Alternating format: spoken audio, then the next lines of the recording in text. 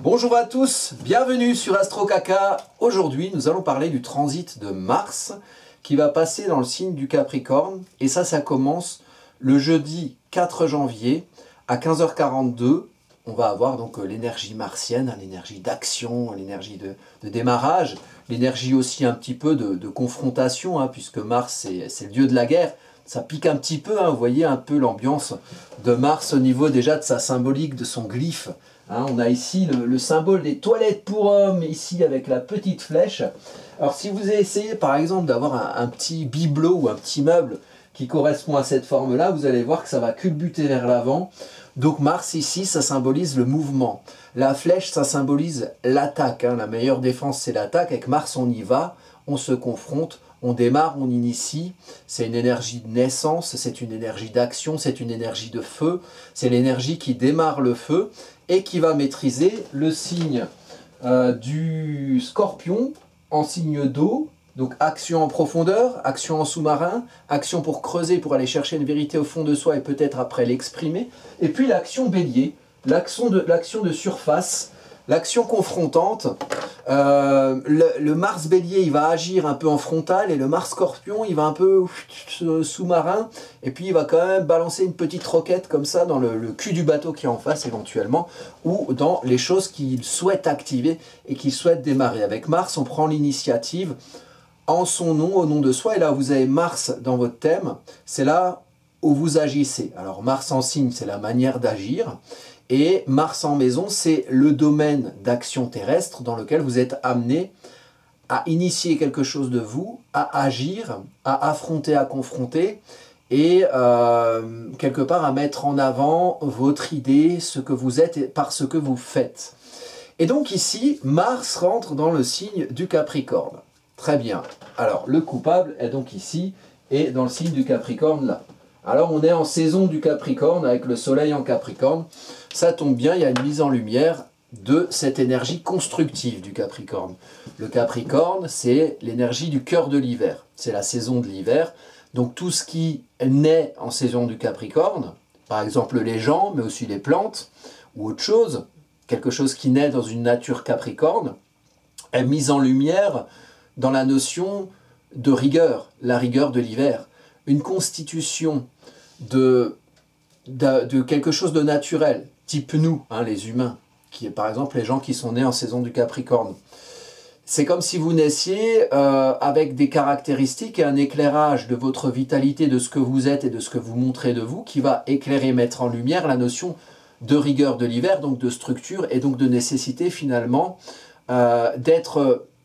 d'éclairer de vous dans un monde où on ne fait pas n'importe quoi. Parce qu'en hiver, on ne fait pas n'importe quoi. Alors vous pouvez essayer, si vous voulez, vous pouvez faire le test. Je fais n'importe quoi en saison du Capricorne. Je fais n'importe quoi l'hiver. Et j'ai envie de me balader tout nu en forêt la nuit en saison du Capricorne. Vous allez voir que ça ne va pas marcher. Éventuellement, si vous réussissez à rentrer chez vous, vous allez juste prendre froid. Et si vous restez vraiment longtemps en forêt, vous allez vous faire croquer le cul par des loups et éventuellement vous allez crever de froid. Vous voyez? Donc on ne fait pas n'importe quoi l'hiver. Et quelqu'un qui naît en saison du Capricorne ou même en saison du Verseau derrière, va avoir ancré en lui cette structuration-là et cette connaissance de l'élément de réalité concrète, rigoureuse dans lequel il faut s'adapter, dans lequel il faut s'acclimater quelque part. Donc ici on est dans cette ambiance-là. Dans ce transit, on est dans cette ambiance-là du cœur de l'hiver. Donc on ne fait pas n'importe quoi. Et ça tombe bien puisque Mars, ici, c'est l'action. Donc c'est faire naître, c'est faire à son idée, c'est décider, c'est trancher, c'est se confronter. Donc il y a une énergie dynamique dans cette structure Capricorne. On a envie d'initier quelque chose. Le Capricorne, il faut le savoir, c'est une énergie cardinale. Donc c'est une énergie de commencement. Quand on parle de terre, c'est un élément terre, donc la terre sur laquelle on est ancré. Le Capricorne démarre ça. Et le Capricorne, du coup, fait ses projets. Quand on pense aux éléments de terre, donc Capricorne, Taureau, Vierge, on peut penser un petit peu à l'agriculture. Donc, qu'est-ce que fait un agriculteur l'hiver? Puisqu'il n'y a rien à cultiver l'hiver. C'est pas le moment où on travaille sa terre, c'est pas le moment où on récolte les fruits de sa terre. Mais en Capricorne, on va décider, tiens, mais qu'est-ce qu'on fait? comment on se projette sur les saisons qui vont suivre et où on va pouvoir cultiver. Donc qu'est-ce qu'on fait? Qu'est-ce qu'on active comme plan? Comment on prépare ses outils? Comment on range son atelier, son garage, sa stabu, voilà. Comment on s'organise. Donc il y a cette notion-là d'anticipation avec le Capricorne. Et ensuite, on travaille sa terre au cœur du printemps Taureau, et puis on récolte les fruits du travail de sa terre en Vierge. C'est pour ça que Capricorne, c'est cardinal, il commence la terre. Le Taureau, il fixe la terre, il travaille sa terre, son ancrage, la terre sur laquelle il est et comment il y vit et comment il s'y sent bien et comment il est bien dans son corps et dans son environnement. Et puis, en Vierge, on utilise la terre, on en fait quelque chose. On en récolte des fruits, on sépare le bon grain de l'ivraie et on s'utilise, on se rend utile, quelque part on utilise ce qui aura été préparé au préalable en Capricorne et travaillé en Taureau. Mars agit. Donc là, ici, dans cette énergie de Mars en Capricorne, Mars est exalté en Capricorne. Donc, ça veut dire que l'énergie martienne est puissante en Capricorne, exaltée. Exaltée, c'est très bien. Hein, vous voyez quelqu'un d'exalté, oh, c'est super. Donc, Mars, il est comme ça, oh, il est plein d'énergie. Il est plein d'énergie, Mars. Mais attention, exaltation, c'est parfois un petit peu trop. Donc, il y a beaucoup d'énergie pour agir. Il y a beaucoup d'énergie pour agir dans la structure en Capricorne. Donc c'est de l'action quand même qui est rigoureuse, qui est sérieuse, qui est structurée. Mais alors en quoi, finalement, l'énergie d'exaltation de Mars dans le Capricorne, elle peut être néfaste? Eh bien, par exemple, pour les gens qui ont un Mars en Capricorne dans leur thème, il y a beaucoup d'énergie pour agir. Un Mars en Capricorne, c'est du Racel. On agit longtemps. Mars, c'est une énergie d'impulsion, d'initiation. Et le Capricorne, c'est une énergie de durée. Donc on agit, on impulse dans la durée. Donc on a beaucoup d'énergie pour agir. Mais là où ça peut être plus néfaste, c'est qu'on peut se déconnecter. On veut tellement faire, on veut tellement construire, on veut tellement structurer qu'on peut se déconnecter du sens émotionnel qui génère cette construction ou cette impulsion pour agir et pour construire quelque chose de durable. Donc il faut rester, et c'est ça qui est important dans cette ambiance du ciel qui aura cours du 4 janvier 2024 à Mars en Verseau passe le 13 février 2024, donc jusqu'au 13 février, on aura cette énergie-là qui va être forte, une énergie d'action qui va être forte. On aura envie d'initier quelque chose de manière durable, de manière solide, on aura envie d'agir aussi de manière structurée, en anticipant, en préparant ses outils, mais il faut rester connecté au pourquoi. Hein. C'est très concret, Mars en Capricorne, mais le feu et la terre, si on ne met pas d'eau dedans, ça peut vite faire de la terre brûlée. Donc on peut aussi être amené à, on va dire, agir au nom de quelque chose de constructif, mais agir et à gouverner presque, vous voyez, sur une terre froide, sur quelque chose qui se déconnecte un peu du sens. Donc il faut faire un travail en conscience pour se reconnecter au sens de ce qu'on a envie d'activer et envie de construire. Donc, bonne énergie de rigueur, on est à l'aise avec la rigueur pour agir au sein de cette rigueur en prenant en compte cette réalité concrète, mais il faut faire attention à rester connecté au pourquoi du comment. Le comment, la terre, le comment, le feu, j'agis pour construire, mais le pourquoi, c'est les émotions. Donc on va voir sur cette carte, donc ça c'est le thème de naissance de Mars qui rentre ici en transit le 4 janvier 2024, jeudi 4 janvier 2024 en Capricorne. Donc on va voir éventuellement où est-ce qu'on peut se connecter dans l'élément eau, donc avec les planètes d'eau. Par exemple ici, on pourra regarder Neptune qui est une planète d'eau. On pourra regarder la Lune aussi, qui est un astre d'eau, même si c'est un luminaire. Donc la Lune ici en Balance, ce sera important. Neptune en Poisson, ok. Et puis, il faudra regarder les signes d'eau. Donc qu'est-ce qu'on a en signe d'eau, hein, par exemple le Scorpion, ou Mars en domicile. On a aussi le Poisson, donc là on a Neptune en domicile en Poisson. Et puis on a le Cancer ici en maison 1.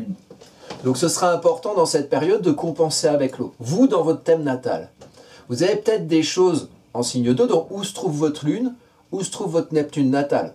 Ça peut être intéressant pour justement vous connecter au sens de ce qu'il s'agit de faire en ce début d'année 2024, début d'année, les résolutions, on impulse, on initie quelque chose, on a envie de démarrer peut-être des projets qui aient une portée durable, donc constructive.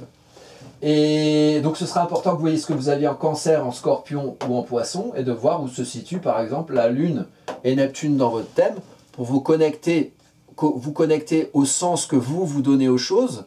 Donc dans quelle maison se situe Neptune et la Lune, dans quelle maison se situe le Scorpion, tous les signes d'eau, Scorpion, Cancer, Poisson, pour justement vous connecter au sens de cette ambiance qui amène à être constructif, qui amène à construire. Mais il faut rester connecté au sens. Ça, c'est un bon conseil qu'on peut donner aussi aux personnes qui ont un Mars en Capricorne dans leur thème.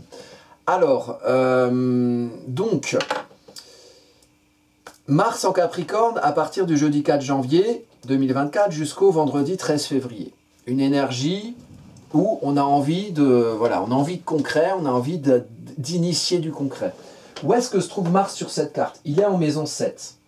La maison 7, c'est le domaine relationnel, la relation aux autres, la relation à l'autre, éventuellement ce qu'on peut faire en termes de partenariat, d'associés, ou éventuellement même en termes de contrat. Vous voyez qu'on est ici au niveau du descendant. Le descendant, c'est le contrat avec l'autre, c'est la relation au nous. En fait, c'est l'apprentissage du nous.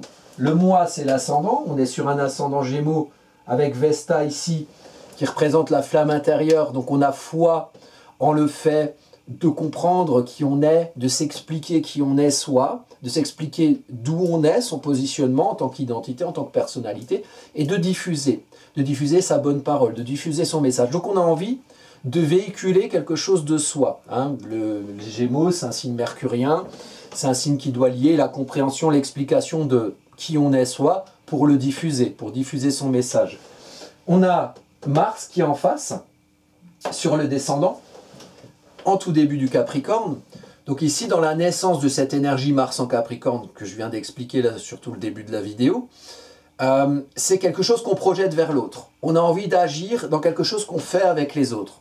Donc c'est une initiative qui doit se comprendre en tant que soi, qui doit diffuser un message pour agir dans ce qu'on construit avec les autres. On a le soleil ici, dans le signe du Capricorne, donc un éclairage aussi de Mars, une mise en lumière de Mars, une mise en lumière de son initiative qui a une portée constructive, qui a une portée durable. Donc on impulse pour durer, Duracell. On agit longtemps, on initie longtemps dans ce qu'on fait avec les autres, dans ce qu'on projette de soi, en face de soi. Donc ça peut être dans la vie relationnelle, ça peut être dans le couple, ça peut être dans les relations en général, ça peut être dans des choses même que vous faites au boulot et que vous projetez de vous avec d'autres personnes avec qui vous travaillez. Tout ce qui est vie relationnelle, il y a une énergie qui vous incite à initier, à impulser des choses. Alors évidemment, c'est comme ça pour vous, mais c'est comme ça pour les autres en face de vous aussi. Ils ont le même Mars Capricorne dans le ciel que vous. Alors il faut réussir à, ensemble, avoir cette envie d'initier, de chacun se faire comprendre et d'initier ensemble quelque chose qui ait une portée constructive.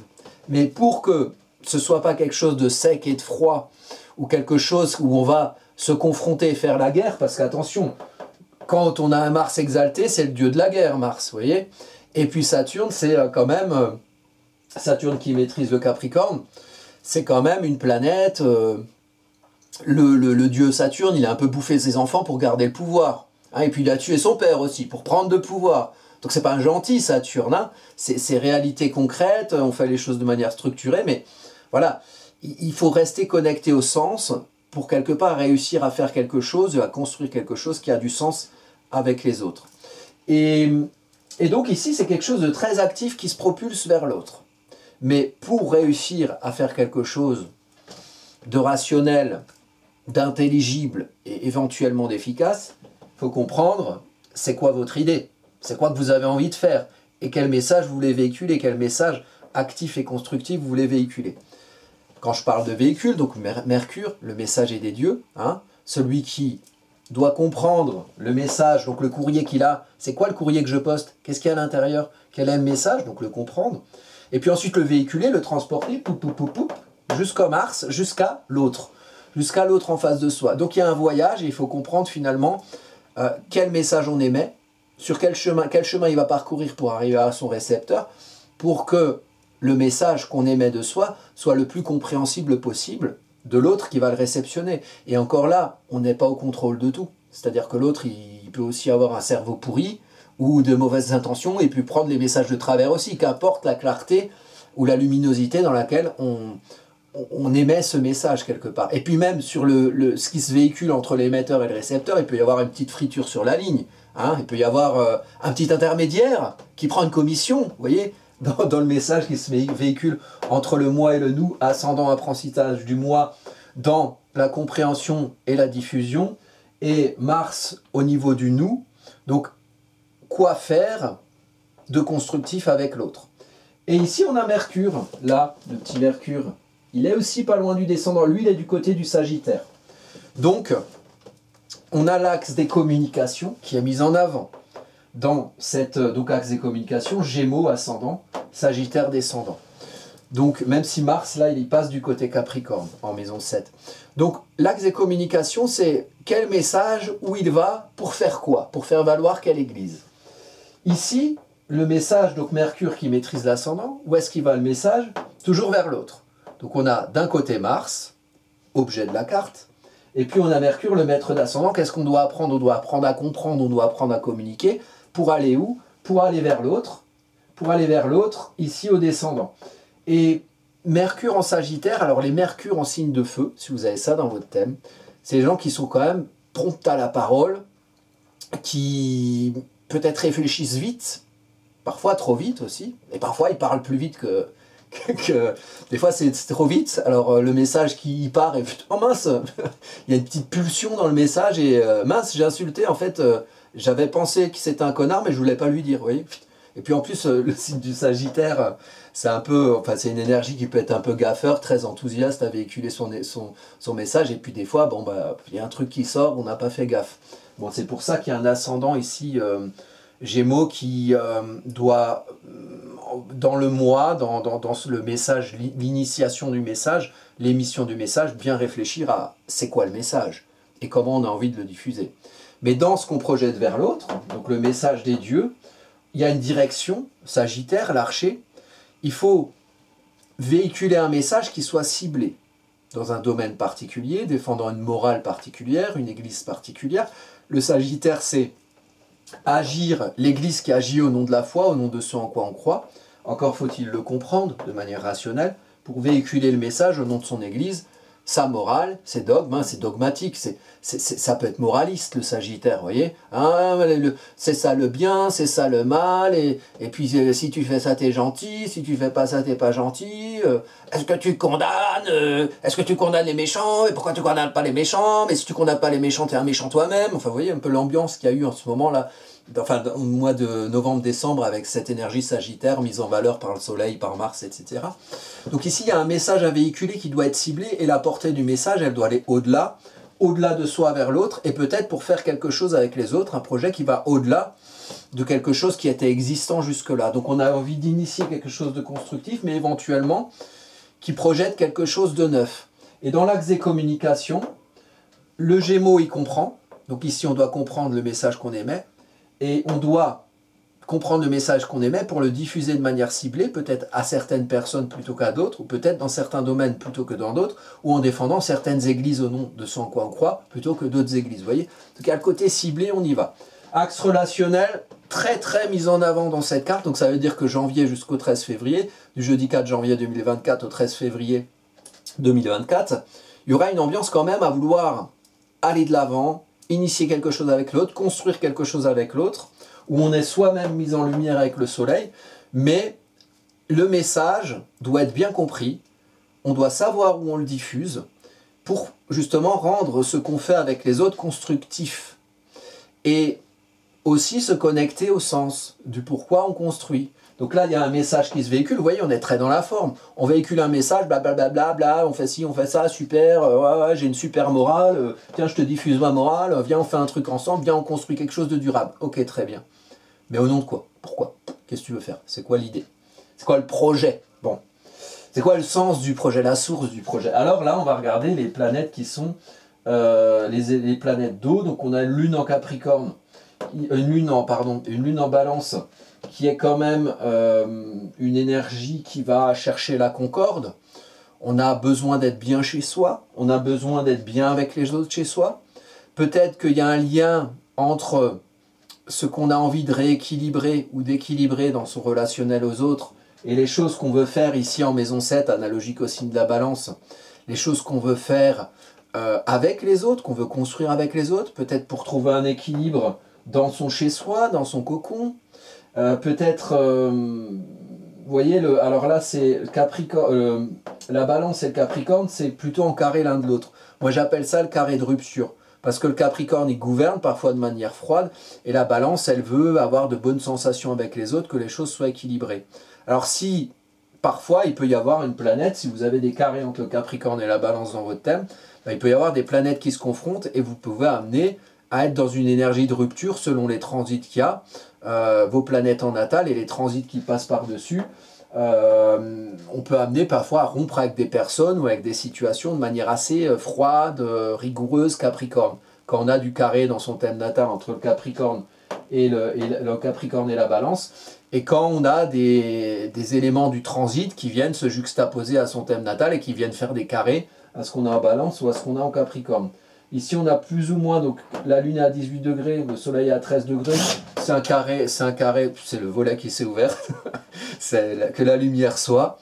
C'est le carré qui se fait entre l'énergie d'harmonie relationnelle et de gouvernance rigoureuse, structurée et parfois un petit peu froide.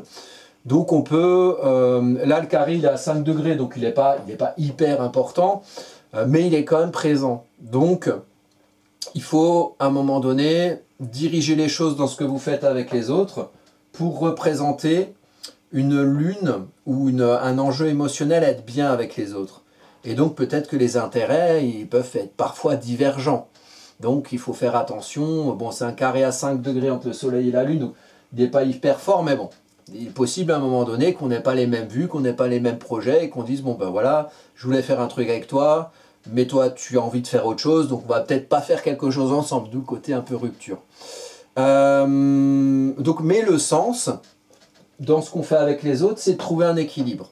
Ça c'est un des sens. Un autre sens, c'est Neptune en Poisson, qui se trouve ici à 25 degrés. Neptune en Poisson, en culmination de thème. Donc on a un espoir.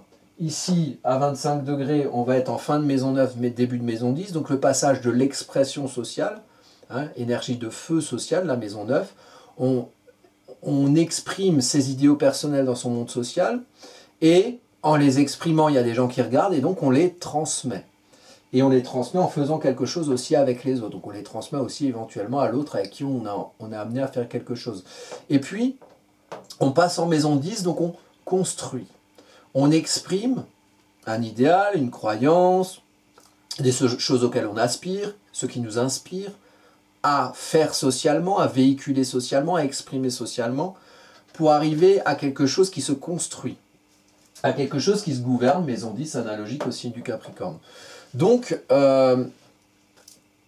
il faut comprendre, et d'ailleurs il y a encore autre chose par rapport à ça, c'est Saturne. Saturne maîtrise le Capricorne. Donc Saturne est en lien ici. Saturne en plus est en sextile à Mars. Donc stimule. Donc qu'est-ce qu'on a envie de faire? Et ça vous appartient. Moi je ne sais pas quelles sont vos envies. Est-ce que vous avez envie, j'en sais rien moi, de construire de nouvelles chiottes, ou vous avez envie de, je sais pas moi, de sauver l'Amérique, ou de, j'en sais rien moi, je trouverais pas, de cultiver un champ de fraises éventuellement au mois de mai, auquel cas il faut que vous anticipiez aujourd'hui, j'en sais rien, pour travailler votre terre, acheter du fumier, je ne sais pas. Et donc ici, on a une stimulation entre l'action et la construction, mais pour stimuler l'action, ce qui est un plus, c'est que ce soit durable, il faut que les projets constructifs qu'on peut avoir, notamment dans son expression sociale, dans ce qu'on a envie de construire au niveau de sa vie sociale, il faut qu'il soit connecté au sens, il faut qu'il soit connecté à l'esprit, il faut qu'il soit connecté à quelque chose de spirituel, et ce n'est pas forcément de la religion, hein, le spirituel ça peut aussi, voilà. Quelque chose qui a du sens et qui correspond à un espoir, un souhait, un idéal, quelque chose que vous avez envie de faire. Donc, l'énergie d'action, l'outil de communication, il est là. Il y a envie de véhiculer un message. Il a envie de construire quelque chose avec les autres, mais au nom de quoi? Et là, vous devez vous poser la question. Si vous voulez savoir un petit peu dans quel domaine ça peut se passer dans votre thème, vous regardez ce que vous avez en Poisson, hein, dans quelle maison, est-ce que vous avez des planètes, vous regardez ce que vous avez en Capricorne, et vous pouvez regarder ce que vous avez par exemple en début Capricorne ou en début Poisson. Là, ça va être important dans ce thème. Ou même fin Sagittaire avec Mercure. Fin Sagittaire, début Capricorne, début Poisson et même fin Poisson ici avec Neptune. Ça peut être intéressant que vous voyez ce que vous avez et je vous juxtaposez ça avec cette énergie de Mars en Capricorne.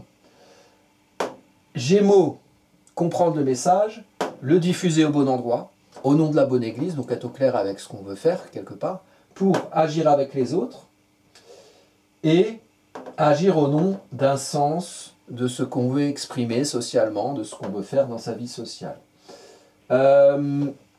Donc là, il y a déjà pas mal d'éléments. Il y a autre chose, donc une figure ici qui est intéressante, c'est un grand carré. On a un grand carré là. Donc ascendant, ça va être Junon. Junon, le lien aux autres, en maison 3 en Vierge.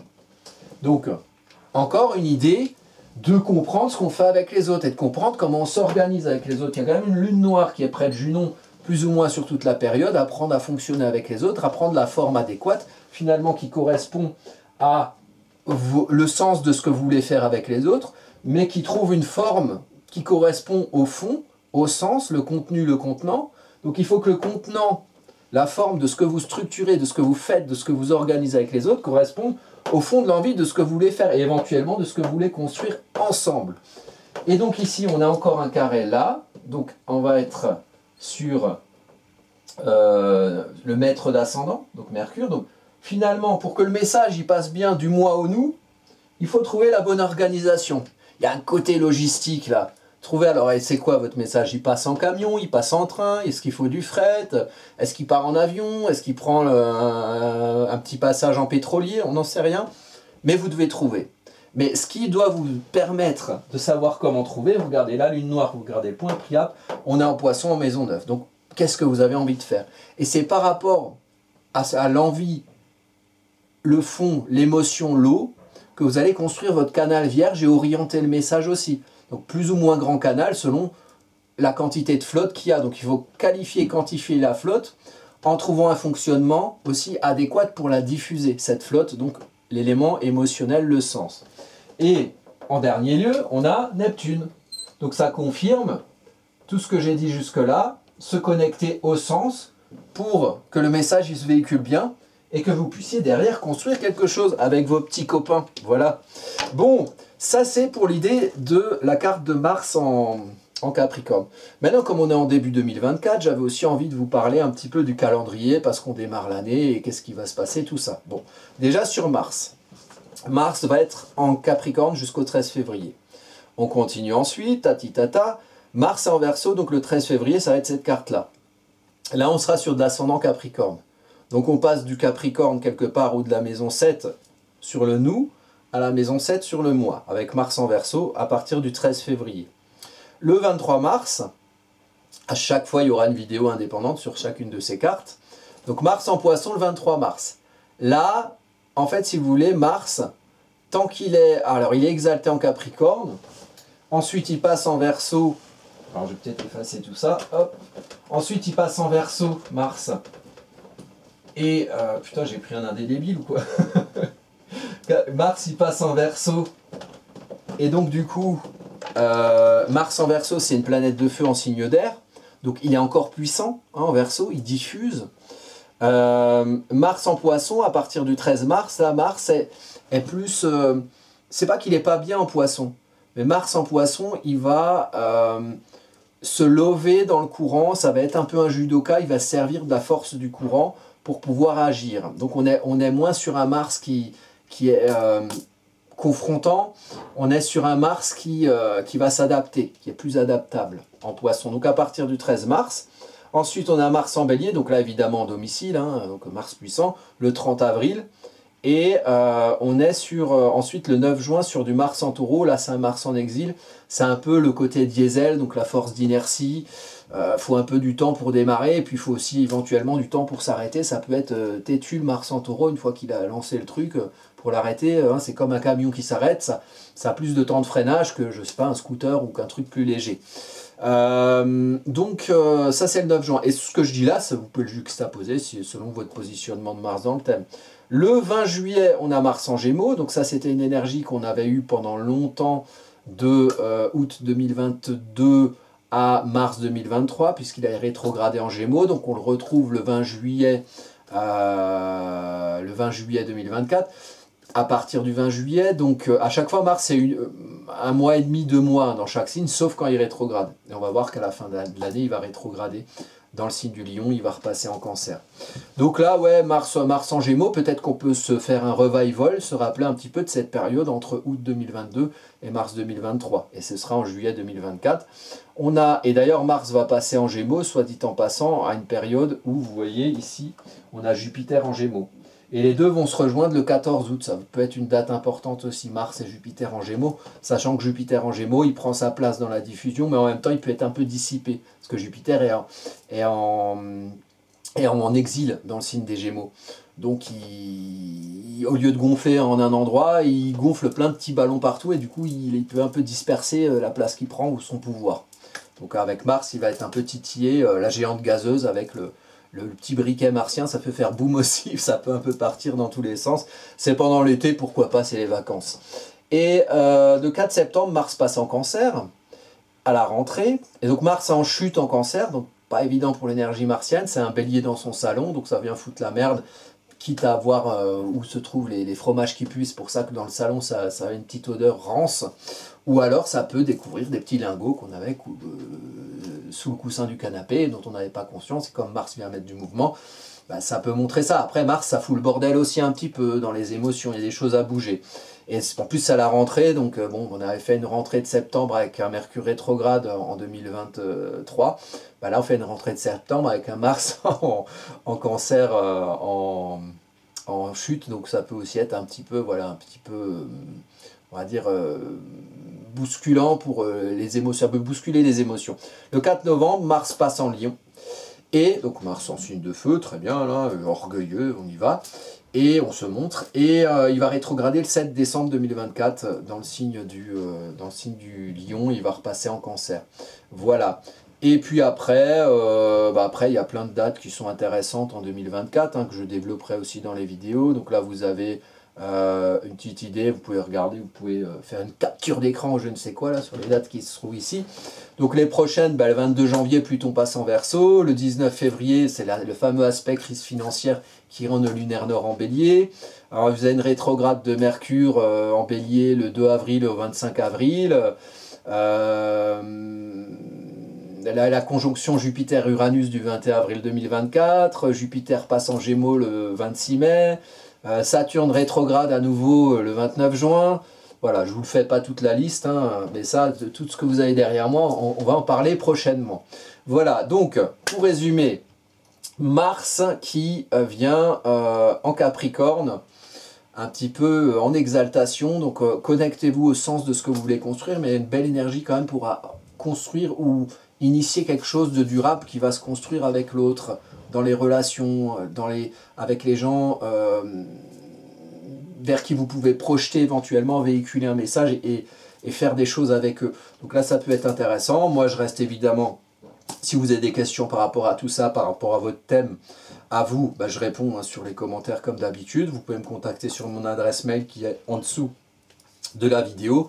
Et si vous voulez voilà, venir me voir pour commander un thème ou savoir comment chez vous ça va agir ce petit Mars pendant toute l'année, vous pouvez me commander un thème. Vous avez toutes les choses ici, astrocaca.fr. Donc pour commander un thème, c'est mes prestations. Écrit audio que je vous envoie chez vous avec 2 semaines de décalage entre la commande et la livraison.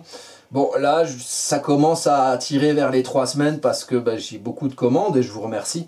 Mais du coup, il faut le temps de les faire. Donc voilà, c'est on va dire 15 jours en général. Et puis dans les périodes fastes, genre en ce moment, là, ça commence à tirer un peu sur les 3 semaines. Et sinon, il y a les consultations, hein, vous pouvez vous inscrire, hein, prendre un rendez-vous directement ici, consultation. Et puis il y a les cours que je donne hein, régulièrement. Il y a une quinzaine de cours que je propose à disposition à 25 balles. Voilà, si jamais ça vous dit de venir faire un cours d'astrologie avec moi, si vous êtes dans l'apprentissage d'astro. Mais si vous n'avez pas envie de mettre du pognon, tout est gratuit sur cette chaîne. Donc il y a plein de choses où voilà, vous allez sur la playlist, par exemple vous allez ici sur les playlists, donc là, c'est où? C'est là, voilà, vous allez là, hop, vous allez sur les playlists, et pour par exemple savoir comment se comportent les planètes dans votre thème natal, vous avez ici là les planètes en thème natal, et puis vous regardez, il y a les placements que je décris, c'est d'une manière généraliste évidemment, un placement c'est qu'une seule chose. Une carte s'oriente sur l'ensemble des placements. Donc il y a une globalité aussi. Il y a le sens du détail vierge, tiens j'ai Mars en Capricorne, mais il y a aussi la globalité de savoir, mais Mars en Capricorne, il communique avec qui, il fait quoi. Enfin voilà. Et là, dans les cartes que j'interprète ici, je ne peux pas voir tous les aspects. C'est une vidéo de 40 minutes, donc je vois les principaux aspects. Vous pouvez trouver sur d'autres chaînes d'astrologie des choses qui vont complémenter si vraiment vous vous intéressez à cette carte en particulier ou à l'astrologie, et même en général. Si vous aimez bien regarder mes vidéos, moi je vous recommande aussi d'aller voir les vidéos des copains, autres astrologues qui font des chaînes YouTube. Il y a des choses qui sont intéressantes, il y en a qui sont moins, mais globalement c'est quand même plutôt qualitatif, donc voilà, je vous le recommande. Et sur ces belles considérations, je vous dis à bientôt pour de prochaines vidéos.